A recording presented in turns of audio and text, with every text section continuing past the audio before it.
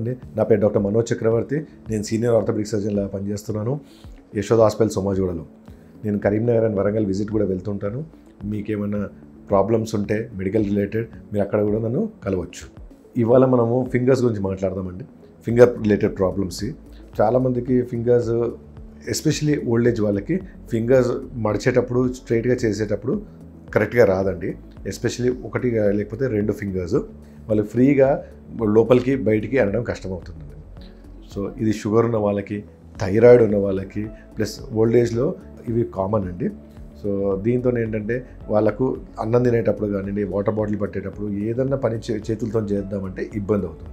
మనకు సామాన్యంగా నార్మల్ వ్యక్తులకు చేతి వేలు ఇలా మడవచ్చు, ఇలా స్ట్రైట్ ఈజీగా చేయొచ్చు, మన కంట్రోల్లో ఉంటుంది. కానీ వాళ్ళకు చేయి మడవచ్చు, కానీ స్ట్రైట్ చేసేటప్పుడు వాళ్ళ కంట్రోల్లో ఉండదు.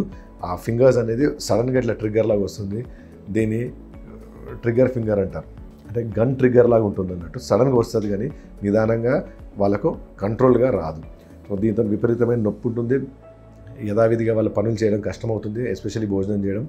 సో ఇట్లాంటి పేషెంట్స్కి మేము ఎక్స్రేస్ అన్నీ నార్మల్గా ఉంటాయి. జస్ట్ అక్కడ ఫింగర్ని ముడితే చాలా పెయిన్ ఉంటుంది. అక్కడ కొంచెం ఫింగర్ దగ్గర కండ పెరుగుద్ది. ఇది ఎందుకు పెరిగింది అంటే చెప్పలేం. ప్రతి షుగర్ ఉన్న వాళ్ళకు, థైరాయిడ్ ఉన్న వాళ్ళకి రావాల్సిన రూల్ ఏం లేదు. ఇది ఓల్డ్ ఏజ్లో కూడా రావచ్చు. కొంతమందికి వీటితో వస్తుంది వితౌట్ ఎనీ రీజన్స్ కూడా, అంటే షుగర్ థైరాయిడ్ లేకపోయినా కానీ కొంతమందికి ఇది వచ్చే ఛాన్సెస్ ఉంటుంది. సో దీనికి ట్రీట్మెంట్ అంటే మనం పెయిన్ కిల్లర్ ఇవ్వడము, ప్లస్ కొన్ని ఎక్సర్సైజెస్ లైక్ బాల్ ఎక్సర్సైజ్ అంటే స్పాంజ్ బాల్తో ఎక్సర్సైజ్ చేస్తే కూడా కొంతమందికి తగ్గొచ్చు. వాటితో తగ్గట్లేదు అంటే ఆ స్టీరాయిడ్ ఇంజెక్షన్స్ ఇస్తాము. ఈ స్టీరాయిడ్తో కూడా ఎక్కడ కూడా నష్టం ఏమి ఉండదు. పేషెంట్స్కి కొంచెం వాపు, పెయిన్తో ఉపశమనం ఉంటుంది. కొంతమంది పూర్తిగా కూడా నయం కావచ్చు. ఇది సైడ్ ఎఫెక్ట్స్ లేని ఇంజెక్షన్స్ అమ్మ. ఈ ఇంజెక్షన్స్ 1-2 ఇస్తాం. దాంతో కూడా తగ్గట్లేదు అంటే సర్జరీ చేయాల్సి వస్తుంది. సర్జరీ అనేది చాలా చిన్నదండి, ఏం పెద్ద టెన్షన్ పడాల్సింది ఏం లేదు. 10 నిమిషాలు 15 నిమిషాలు సర్జరీ. దాంతో ఆ పెరిగిన కండను, ఎముక మీద పెరిగిన కండను మేము తీసేసి మేము పేషెంట్ని ఆ ఫింగర్స్ ఫ్రీ అయిపోతాయండి. ఆపరేషన్ చేసిన మరుసటి రోజు నుంచే మనం యథావిధిగా చెయ్యిని, ఫింగర్స్ని వాడవచ్చు.